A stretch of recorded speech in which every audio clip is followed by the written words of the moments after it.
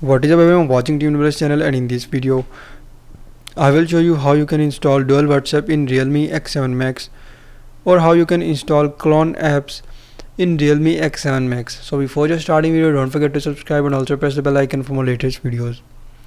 So to install dual WhatsApp in Realme X7 Max, simply first of all you just need to go to settings app and then follow every single step as I'm showing you in this video to install dual WhatsApp in Realme X7 Max.